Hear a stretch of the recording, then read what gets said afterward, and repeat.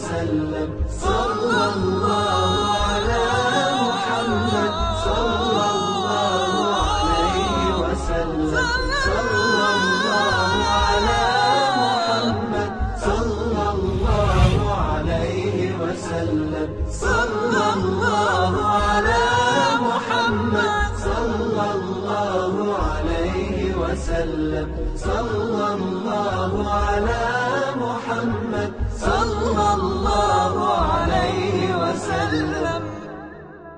इन्नल हम्दुलिल्लाह हम्दन तय्यबन कसीरन मुबारकन फीह। अऊज़ु बिल्लाहि मिनश शैतानिर रजीम। लक़द कान लकुम फ़ी रसूलिल्लाहि उस्वतुन हसना। बिस्मिल्लाहिर रहमानिर रहीम। रब्बि इश्रह ली सदरी व यस्सिर ली अमरी वहलुल उक़दतम मिन लिसानी यफ़क़हू क़ौली। अल हजरा टीवी के नाजरीन, आप तमाम का एक मरतबा फिर से सीरत नबी सल्लल्लाहु अलैहि वसल्लम की सीरीज के 7वें एपिसोड में तहे दिल से इस्तक़बाल है। अस्सलामु अलैकुम व रहमतुल्लाहि व बरकातुहू।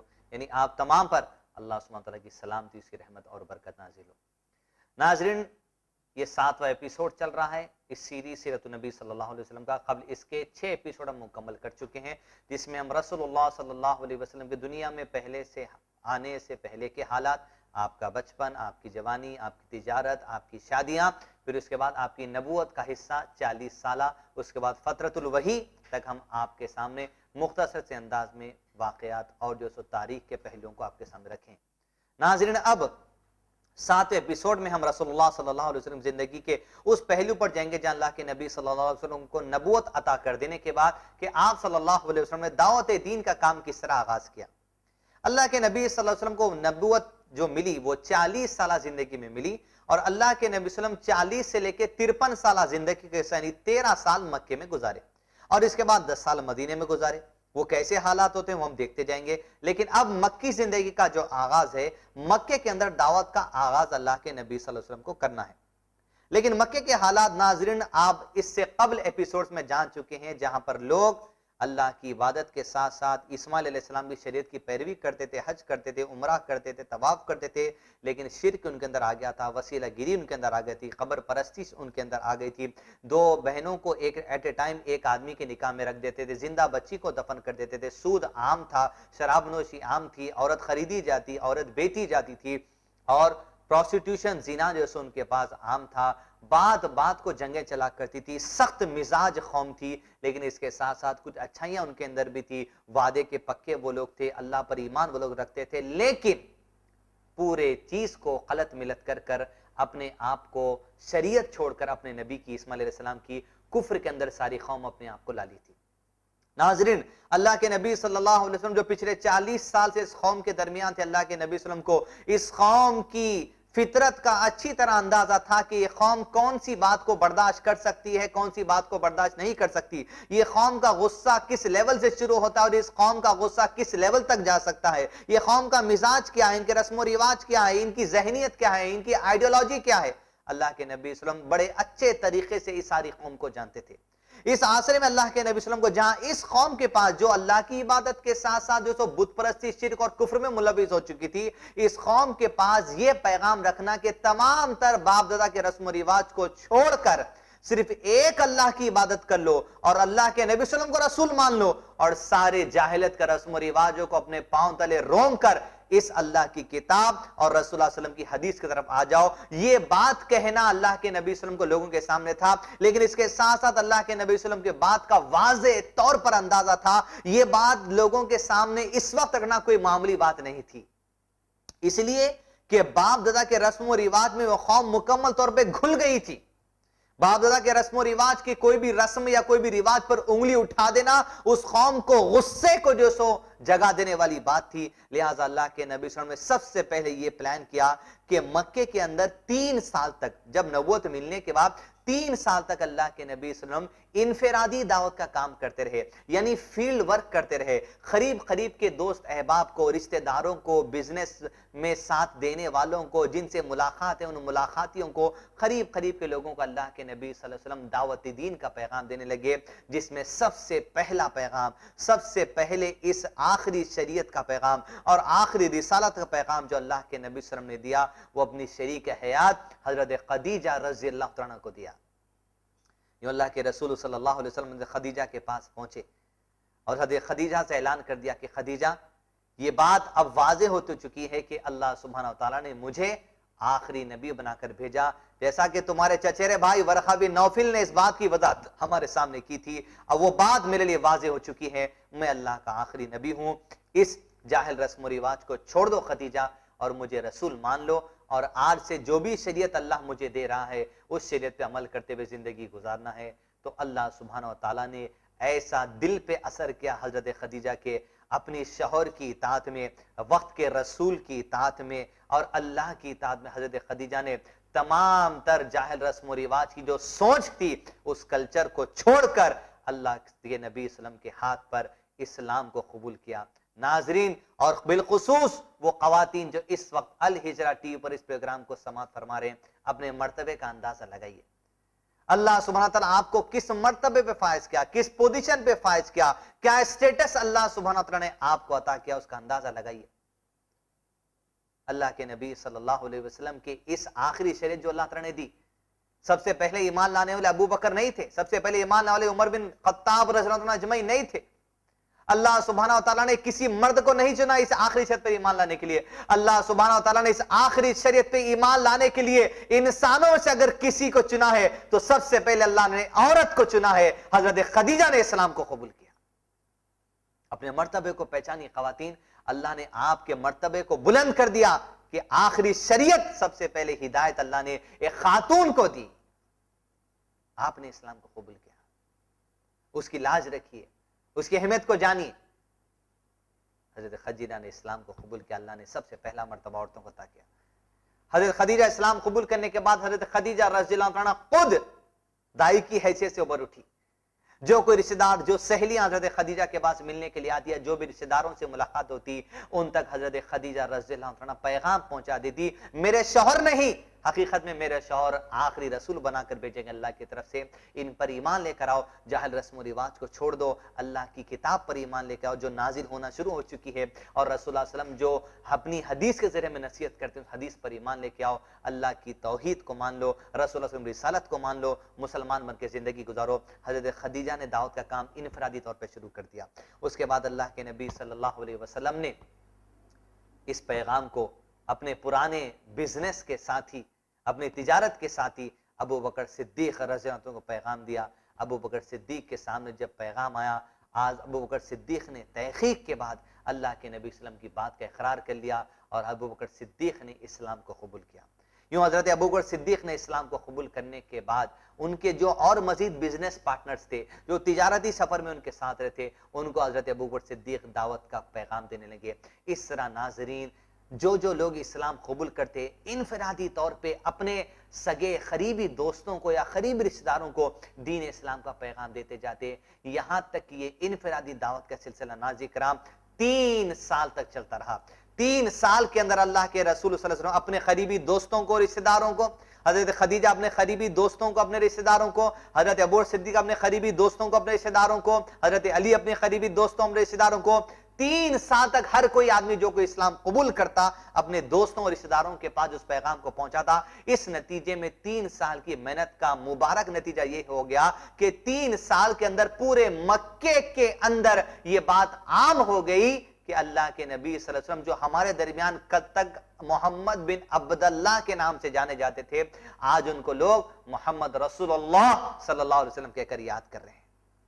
नाजरीन, 3 साल की मेहनत के नतीजे में हर घर में चर्चा हो गया कि भाई किसी के घर में बाप ने इस्लाम को कबूल कर लिया, किसी के घर में बेटे ने इस्लाम को कबूल कर लिया, किसी के घर में भाई ने इस्लाम को कबूल कर लिया। तो जैसे लोग बाप दादा के रस्म रिवाज को छोड़कर तौहीद की तरफ आ गए, आखिरी शरीयत की तरफ आ गए, रसूलुल्लाह सल्लल्लाहु अलैहि वसल्लम के पैगाम की तरफ आ गए, लोगों के अंदर ये बात आम हो गई कि हमारे घर में हमारा बेटे ने इस्लाम को कबूल कर लिया, वो कहता हमारे मामू ने इस्लाम को कबूल कर लिया, कोई कहता कि हमारे चाचा ने इस्लाम को कबूल कर लिया, कोई कहता कि हमारे भाई ने इस्लाम को कबूल कर लिया, कोई कहता कि हमारे वालिद मोहतरम ने इस्लाम को कबूल कर लिया। इस तरह लोगों के अंदर चर्चा आम होता चला गया कि हमारा भाई इस्लाम कबूल किया, हमारे वालिद इस्लाम कबूल कर लिए। लोगों में चर्चा आम हो गया कि लोग इस दीन की तरफ तेजी से रागिब हो रहे हैं।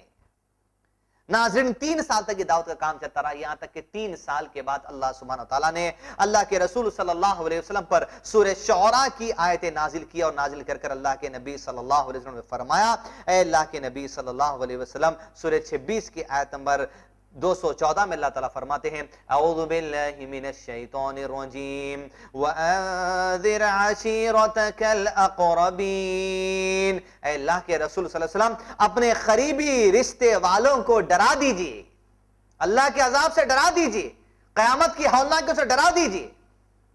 जब अल्लाह के नबी सल्लल्लाहु अलैहि वसल्लम को इस आयत नाजिल हुई तो आप खुलेआम अब तबलीग करने लगे। अब तक आप इनफरादी तौर पे दावत करते थे, और जब इनफरादी दावत करते थे अल्लाह के नबी सल्लल्लाहु अलैहि वसल्लम की, तो अभी 2 वक्त की नमाज फर्ज थी, फजर की नमाज और शाम की नमाज। तो अल्लाह के नबी सल्लल्लाहु अलैहि वसल्लम और सहाबा जो इस्लाम कबूल करते हैं वो घाटियों में छुपकर नमाज पढ़ा करते थे, ताकि मुशरिकीन मक्का की नजर अगर पड़ जाए, कहीं ये दावत के काम पे किसी किस्म का इफेक्ट ना हो जाए, किसी किस्म की रुकावट वो पैदा ना कर दे। यूं अल्लाह के नबी सल्लल्लाहु अलैहि वसल्लम 2 वक्त की नमाज पढ़ा करते और सहाबा भी 2 वक्त की नमाज घाटियों और पहाड़ों के करीब छुपकर पढ़ा करते। और नाज़रीन दिन बीतते चले गए, यहाँ तक कि जब सूरह शुअरा की आयत नाजिल हुई तो अल्लाह के नबी सल्लल्लाहु अलैहि वसल्लम ये आयत नाजिल होने के बाद खुलकर दावत दीन का काम करना शुरू किया। और आप सल्लल्लाहु अलैहि वसल्लम ने ये आयत नाजिल होने के बाद अपने तमाम करीबी रिश्तेदारों को अपने घर पर एक बुलाया, और बुलाकर अल्लाह के नबी सल्लल्लाहु अलैहि वसल्लम के रिश्तेदारों में से 45 लोग जमा हो गए। कितने? 45 लोग जमा हो गए। और 45 लोगों को अल्लाह के नबी सल्लल्लाहु अलैहि वसल्लम ने उनके सामने अल्लाह की हम्द बयान की, अल्लाह की तारीफ बयान की। और जो लोग थे मुशरिकीन मक्का, उनके सामने अल्लाह का तारुफ तो था ही, लेकिन अल्लाह के तारुफ के साथ साथ अल्लाह के नबी सल्लल्लाहु अलैहि वसल्लम को अपनी रिसालत का तारुफ उनके सामने देना था, और जाहिल रस्म रिवाज से दूरी का जो सो उनको जो सो हुक्म देना था। यूं अल्लाह के नबी सल्लल्लाहु अलैहि वसल्लम काम करते, और हुआ ये कि अल्लाह के नबी सल्लल्लाहु अलैहि वसल्लम 45 लोगों को जमा करने के बाद, अल्लाह की हम्द बयान करने के बाद, उन तमाम लोगों से कहा, ऐ मेरे घर वालों, ऐ मेरे रिश्तेदारों, इस बात को याद रखो, मैं तुम्हें बड़ी अहम नसीहत करने जा रहा हूं। देखो, जिस तरह तुम रात को सोते हो उसी तरह एक दिन मर जाओगे, और जिस तरह रात को सोकर सुबह नींद से बेदार तुम होते हो, अल्लाह तुम्हारी मौत के बाद फिर से तुमको क़यामत के दिन उठाएगा। उसके बाद हिसाब किताब होगा, या तो हमेशा के लिए जन्नत है या तो हमेशा के लिए जहन्नम है। नाज़रीन, नसीहत करने के बाद अल्लाह के नबी सल्लल्लाहु अलैहि वसल्लम अपने खुतबे को खत्म किए तो अबू तालिब, अल्लाह के नबी सल्लल्लाहु अलैहि वसल्लम के वो चाचा जो आपके दादा अब्दुल मुत्तलिब के इंतकाल के बाद अल्लाह के नबी परवरिश कर रहे थे, वो अबू तालिब ने कहा कि भतीजे, तुम्हें अगर तुम्हारे रब की तरफ से हुक्म हो रहा है तो तुम्हें जो काम अल्लाह हुक्म देता है वो काम करो, लेकिन बेटे मैं अपने बाप दादा अब्दुल मुत्तलिब के दीन पर ही रहूंगा, मुझे दीन की दावत नहीं देना, तुम्हें जो करना है तुम करते रहो। गोया अबू तालिब ने रसूलुल्लाह सल्लल्लाहु अलैहि वसल्लम से कहा कि मैं आपका भरपूर साथ दूंगा, लेकिन मुझे मत छेड़ो, मैं अपने बाप दादा के दीन पर इत्मीनान पाया गया हूं। यूं अल्लाह के नबी सल्लल्लाहु अलैहि वसल्लम ने दीन इस्लाम की दावत का काम खुलेआम शुरू किया। उसके बाद अल्लाह के नबी सल्लल्लाहु अलैहि वसल्लम ने इनफरादी काम जारी व सारी हैं, लेकिन अल्लाह के नबी सल्लल्लाहु अलैहि वसल्लम ने इस नबूवत के दौर का सबसे पहला पब्लिक प्रोग्राम किया। सबसे पहले स्टेज पर अल्लाह के नबी सल्लल्लाहु अलैहि वसल्लम चढ़े, और आप सल्लल्लाहु अलैहि वसल्लम जो सो सफा पहाड़ी पर चढ़े।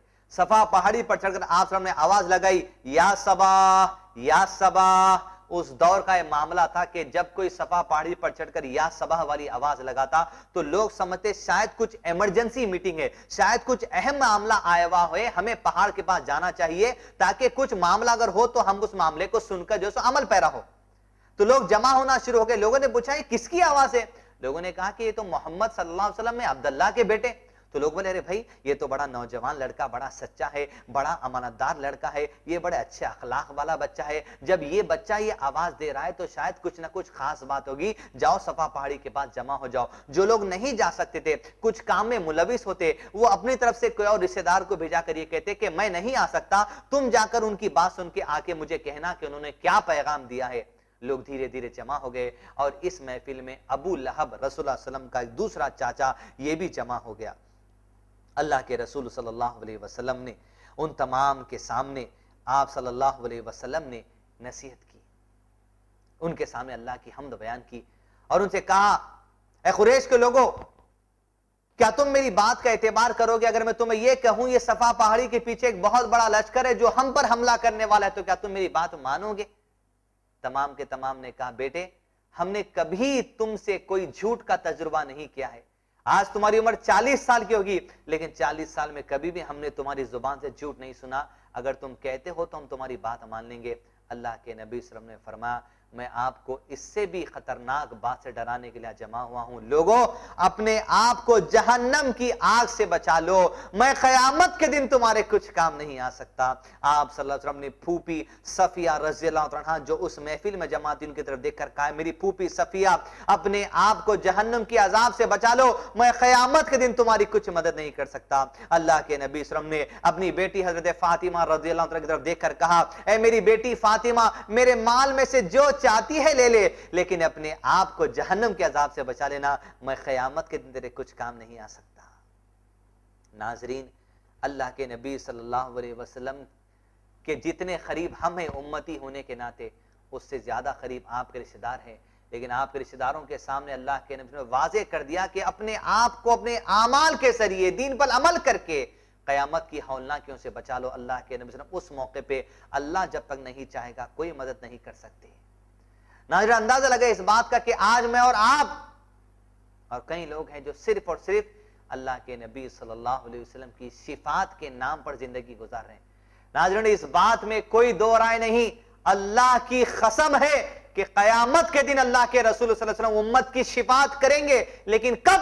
तब अल्लाह ताला इजाजत देंगे तब, और जिसके लिए इजाजत दी जाएगी उसी के लिए अल्लाह के नबी सल्लल्लाहु अलैहि वसल्लम शिफात करने वाले हैं। लेकिन नाज़रीन, शिकायत का होना गारंटी है, शिफात की हर एक के लिए गारंटी नहीं है। अल्लाह चाहे तो हर एक को नबी सल्लल्लाहु अलैहि वसल्लम की शिफात मिल जाए, लेकिन अगर हमारा मामला दीन से दूरी वाला है, लेकिन अगर हमारा मामला कुरान से दूरी वाला है, तो नाज़रीन इस बात को वाज़ेह तौर पे अल्लाह ताला ने सूरह फुरकान के आयत नंबर 30 में इरशाद फरमा दिया कि तुम्हारी शिकायत होकर रहेगी। जहां अल्लाह सुब्हानहू व तआला क़यामत का मंजर पेश करते हुए कुरान मजीद में बयान कर रहे हैं कि क़यामत के मैदान में अल्लाह के नबी सल्लल्लाहु अलैहि वसल्लम एक मुकाम पर है और उधर नबी सल्लल्लाहु अलैहि वसल्लम के सामने कुरान खड़ा कर दिया गया है और अल्लाह सुब्हानहू व तआला का दरबार है और एक तरफ सारी उम्मत है और अल्लाह के नबी सल्लल्लाहु अलैहि वसल्लम पैगाम देंगे। अल्लाह ताला उसी मंजर को क़यामत कुरान मजीद में सूरह फुरकान सूरह 25 के आयत नंबर 30 में इस तरह फरमाते हैं, औज़ु बिल्लाहि मिनश शैतानिर रजीम, बिस्मिल्लाहिर रहमानिर रहीम,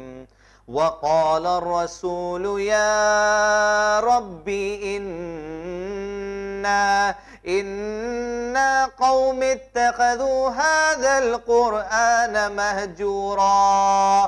फरमाते अल्लाह ताला के और रसूल कहेंगे क़यामत के दिन, वक़ाल रसूल, रसूल कहेंगे यानी कौन? मोहम्मद रसूलुल्लाह सल्लल्लाहु अलैहि वसल्लम की जात। और रसूल कहेंगे, क्या कहेंगे? या रब्बी, ऐ मेरे रब, ऐ मेरे अल्लाह।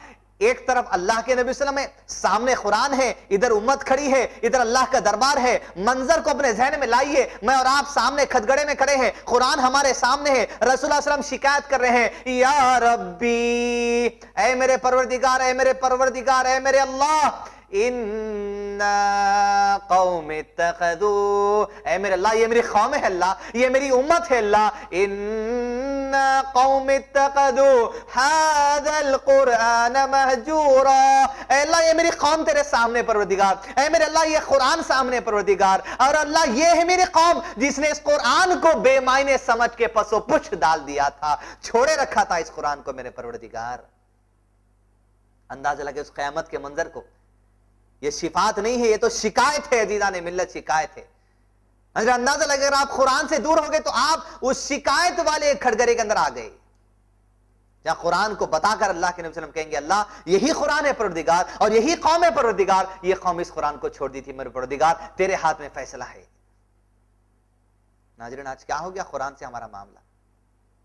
कुरान को घर में सबसे ऊंचे मुकाम पर रख दिया जाता है, इतने ऊंचे मुकाम पर चाहे जहां पर हाथ भी ना जा सके। और नाज़रीन, कब खुलता है कुरान हमारे घरों में? इंतकाल के मौके पर, या बच्चों के एग्जाम है तो उस मौके पर, या कभी अगर आपको पढ़ना दिल चाहे, या रमजान के महीने में कुरान निकलता है। और पढ़ते भी तो हम क्या करते हैं नाज़रीन? सिर्फ पढ़कर रख देते हैं। क्या अल्लाह सुब्हानहू व तआला खाली पढ़ के रखने को भेजा है? अल्लाह ताला फरमाते इन्ना कुरआन अरबिय्यन लअल्लकुम ताक़िलून, इन्ना अंज़लनाहु कुरआनन अरबिय्यन लअल्लकुम ताक़िलून। हमने इस कुरान को अरबी जबान में नाजिल किया, किस लिए? ताकि तुम इसे समझो, ताकि तुम इसे समझो। नाज़रीन, अंदाजा लगे समझने के लिए कुरान भेजा गया है, समझने के लिए, सिर्फ इसलिए नहीं कि हम पढ़ लें और सवाब मिल जाए। बेशक कुरान मजीद की तिलावत पर हर हुर्फ पर 10 नेकियां हैं, उलमा किराम ने कहा इससे पहले किसी किताब की तिलावत पे ये मामला नहीं रखा गया। कुरान मजीद की खासियत है कि इसकी तिलावत पर 10-10 नेकी है, एक एक हुर्फ पे नजर नेकी है। अल्लाह के नबी ने फरमाया अलिफ लाम मीम, ये अलिफ लाम मीम असल एक नहीं है, अलिफ एक हुर्फ है, लाम एक हुर्फ है, मीम एक हुर्फ है। हर हुर्फ की तिलावत पर 10 नेकियां लिखी जाती है। नाजरीन ये तो नेकियां मिलनी ही मिलनी अल्लाह की तरफ से, लेकिन इस साथ साथ जिस मकसद के लिए अल्लाह ने भेजा नाजरीन वो है ताकि हम कुरान मजीद के अहकामात के मुताबिक जैसा रसूलुल्लाह सल्लल्लाहु अलैहि वसल्लम ने अमल किया और उन्हें समझाया, हम कुरान को उस तरह समझ कर पढ़कर अपनी जिंदगी गुजारें।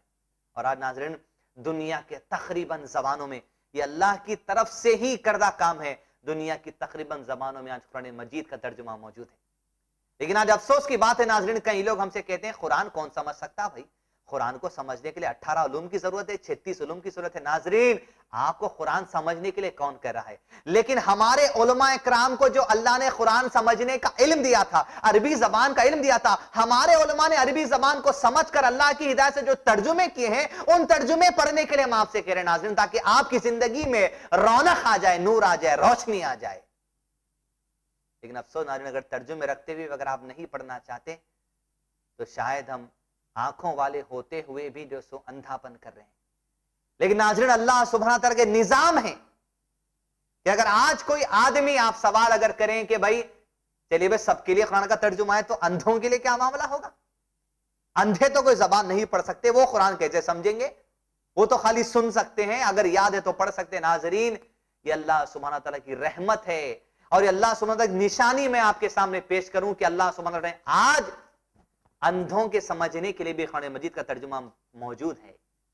जब भी आप हज या उमरा के लिए जाएं, मस्जिद नबी और मस्जिद हरम मक्का और मदीना के अंदर आप देख सकते हैं वहां के शेल्फ्स में अंधों के पढ़ने के कुरान का तर्जुमा मौजूद है, जो 6 दिल में रियाज में प्रिंट होता है वहां के प्रिंटिंग प्रेस में। नाजरीन अगर कोई अंधा भी चाहता है कुरान समझने के लिए, आज ब्रेल जबान में अंधे कुरान समझ सकते हैं, लेकिन अगर कोई दिल का अंधा है नाजरीन तो दिल के अंधों के लिए कोई तर्जुमा नहीं है। इस बात का एहसास कर लें कि अल्लाह सुब्हानहू तआला ने हमारे और आपके लिए कुरान मजीद समझने का इंतजाम कर दिया है। नाज़रीन तर्जुमे पढ़ें, अपनी इस्लाह करें, अपने बच्चों की इस्लाह करें। जिस मकसद के लिए कुरान को भेजा गया उस मकसद से हम पढ़ें और जो सो अपनी जिंदगियों को जो सो खैर के साथ आगे बढ़ाएं। अल्लाह ताला फरमाते कुरान मजीद के अंदर औज़ु बिल्लाहि मिनश शैतानिर रजीम वलक़द यस्सरनल क़ुरआन लिज़्ज़िक्रि फ़हल मिन मुद्दकिर। फरमाते अल्लाह ताला हमने इस कुरान को समझने के लिए आसान कर दिया है। फ़हल मिन मुद्दकिर, है कोई तुम में गौर फिक्र करने वाला? है कोई तुम में कुरान को समझने वाला? है कोई तुम में तदब्बुर और गौर फिक्र करने वाला? फ़हल मिन मुद्दकिर, है कोई तुम में अंधा गौर फिक्र करने वाला? तो अंधों के लिए भी कुरान समझने के लिए आज मौजूद है। नाज़रीन अल्लाह के रसूल सल्लल्लाहु अलैहि वसल्लम ने फरमाया, लोगों उस खुतबे में उस वहां पर सफा पहाड़ी पर खड़े होकर लोगों अपने आप को जहन्नम के अजाब से बचा लो, मैं क़यामत के दिन तुम्हारे कुछ काम नहीं आ सकता। और अल्लाह के नबी सल्लल्लाहु अलैहि वसल्लम की शिफात तो मिलेगी मिलेगी जब अल्लाह चाहेगा, लेकिन शिकायत की गारंटी हर उस शख्स के लिए जो कुरान से दूर हो जाएगा। जब अल्लाह के नबी सल्लल्लाहु अलैहि वसल्लम ने खुतबे को खत्म किया तो उस महफिल में जो अबू लहब था, उस अबू लहब ने अल्लाह के नबी सल्लल्लाहु अलैहि वसल्लम से कहा, क्या भतीजे तुम हमें यह बात कहने के लिए यहां जमा किए थे? तुम गारत हो। अल्लाह के नबी सल्लल्लाहु अलैहि वसल्लम के ऊपर बद्दुआ करता है। अल्लाह अकबर। अल्लाह के नबी सल्लल्लाहु अलैहि वसल्लम बद्दुआ की अबू लहब ने, लेकिन अल्लाह के नबी सल्लल्लाहु अलैहि वसल्लम ने जवाब नहीं दिया। जवाब अल्लाह ने कुरान मजीद में दिया। सूरह लहब नाजिल हो गई। औज़ु बिल्लाहि मिनश शैतानिर रजीम बिस्मिल्लाहिर रहमानिर रहीम तब्बत यदा अबी लहब व तब मा अग़ना अन्हु मालुहु व मा कसब सयस्ला नारन ज़ात लहब व इम्रअतुहु हम्मालतल हतब फी जीदिहा हब्लुम मिन मसद। फरमाते अल्लाह ताला अबू लहब के दोनों हाथ टूट गए और वो खुद हलाक हो गया। ना तो उसका माल उसके काम आया और ना उसकी कमाई। वो अनकरीब भड़कने वाली आग में जाएगा और उसकी बीवी भी जाएगी जो लकड़ियां ढोने वाली है। उसकी गर्दन में पोस खजूर की बटी हुई रस्सी होगी। नाजरीन इस सूरत की तफसीर में उलमा कराम लिखते हैं ये सूरा जब नाजिल हुआ जिसमें यह कह दिया गया कि अबू लहब और उसकी बीवी दोनों जहन्नम, ये सूरा नाजिल होने के 10 साल तक अबू लहब दुनिया में जिंदा था, लेकिन 10 साल में एक मर्तबा भी उसे इस बात की तौफीक नहीं हुई नाजरीन कि वो झूठा कलमा पढ़ सके। अगर वो झूठ से भी एक बार कलमा पढ़ देता तो कुरान की आयत को गलत साबित कर सकता था, लेकिन ये अल्लाह का कलाम है नाजरीन, और अल्लाह जिसके दिल पे मोहर लगा देता है, जिसके सीने पे मोहर लगा देता है, उसे दुनिया की कोई ताकत हिदायत नहीं दे सकती, और अल्लाह जिसे हिदायत दे उसे दुनिया की कोई ताकत मिलकर गुमराह नहीं कर सकती। नाजरीन अंदाजा लगाइए, 10 साल तक जिंदा था अबू लहब, लेकिन उसकी जबान को हरकत की तौफीक नहीं उसे कि वो कलमा पढ़ सके। और नाजरीन उसकी बीवी, उसे भी तौफीक ना हो कि वो कलमा पढ़ सके। नाजरीन अंदाजा लगाइए, आज मैं और आप मुसलमान के घरों में पैदा हुए तो अल्लाह की बहुत बड़ी नेमत है। आपके मंदिरों को घंटा मारने वाली कौम नहीं है, आपके कोई चर्च में घुटने टेकने वाली कौम नहीं है। अल्लाह ताला आपके बारे में फरमाते हैं, औज़ु बिल्लाहि मिनश शैतानिर रजीम, कुंतुम खैर उम्मतिन उखरिजत लिन्नास तअमुरून बिल मारूफ व तनहौन अनिल मुनकर व तुमिनून बिल्लाह। तुम वो कौम हो जो दुनिया की सारी इंसानियत के लिए इमाम उम्मत बनाकर अल्लाह ने तुम्हें उठाया है। तुम्हारा काम क्या है? तअमुरून बिल मारूफ व तनहौन अनिल मुनकर। अरे यार, तुम ऐसी कौम हो जो लोगों को नेकी का हुक्म देते हो, जो लोगों को बुराई से रोकने का तुम्हें जिम्मेदारी है। और सबसे बड़ी खासियत तुम्हारी क्या है? वतुमिनून बिल्लाह। तुम वो कौम हो जो अल्लाह की हिदायत से अल्लाह की इबादत करने वाले हो। तुम तुलसी की पूजा नहीं करते, तुम सूरज की पूजा नहीं करते, तुम घंटे नहीं मारते, तुम घुटने नहीं टेकते, तुम कब्रों की पूजा नहीं करते, तुम तागे की पूजा नहीं करते। तुम्हारी खासियत यह है वतुमिनूना बिल्लाह, तुम खालिक की इबादत करते हो। खालिक पर तुम तवक्कुल रखने वाली कौम हो, मखलूक की तुम इबादत नहीं करते। उसके बरस जितनी दूसरी कौमें हैं वो मखलूक की इबादत करने वाली, लेकिन तुम्हारी खासियत यह है तुम खालिक की इबादत करते हो। नाज़रीन अल्लाह का एहसान है जो अल्लाह ने हमें मुसलमानों के पेट से पैदा किया, लेकिन नाज़रीन सिर्फ मुसलमान के पेट से पैदा हो जाना जन्नत का वीजा नहीं होता। कुरान को पढ़ना होगा, समझना होगा, अमल करना होगा, आगे बढ़ना होगा। अबू लहब की वो बीवी, जब उसे पता चला कि कुरान मजीद में हमारे बारे में सूरत नाज़िल हुई जिसमें हमें जहन्नमी कहा गया, तो अबू लहब की बीवी एक नोकीला पत्थर ली और अपने घर से निकली। आज रसूलुल्लाह सल्लल्लाहु अलैहि वसल्लम कहीं अगर मिल जाए, उनके मुंह को इस पत्थर से मार दूंगी ताकि मुंह को छन्नी हो जाए, खून निकल जाए। ढूंढते ढूंढते रसूलुल्लाह सल्लल्लाहु अलैहि वसल्लम को नोकीला पत्थर लेकर हरम की जमीन पर पहुंची, जहां अल्लाह के नबी वसल्लम काबतुल्लाह को पीठ लगाए बैठे हुए थे, टेक लगाए, और आप सल्लल्लाहु अलैहि वसल्लम के बाजुक अबू बकर सिद्दीक रज़ियल्लाहु अन्हु थे। वो नोकीला पत्थर लेकर पुकारते हुए कही अबू बकर सिद्दीक से, अबू बकर तुम्हारे दोस्त रसूलुल्लाह सल्लल्लाहु अलैहि वसल्लम कहां हैं? बता दो मुझे। पता चला है कि हमारे बारे में कुरान मजीद में सूरा नाज़िल हुआ जिसमें हमें जहन्नमी कहा गया है। अगर आज वो मिल जाए, ये नोकीला पत्थर उनके मुंह पर मार दूंगी। अल्लाह के नबी वसल्लम बाजू बैठे हैं, अबू बकर सिद्दीक परेशान है, वो रसूलुल्लाह सल्लल्लाहु अलैहि वसल्लम क्यों नहीं देखती?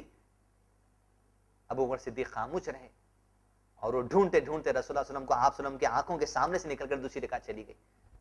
अबू बकर सिद्दीक ने पूछा, अल्लाह के रसूल सल्लल्लाहु अलैहि वसल्लम आप उसकी आंखों के सामने थे लेकिन वो आपको नहीं देख सकती?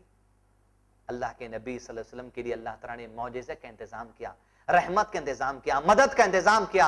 अल्लाह के नबी सल्लल्लाहु अलैहि वसल्लम ने कहा, अबू बकर अल्लाह सुब्हानहू तआला ने मुझे हिफाजत के लिए मेरे पास एक फरिश्ते को भेज दिया था, उस फरिश्ते ने अपने परों में मुझे छुपा लिया।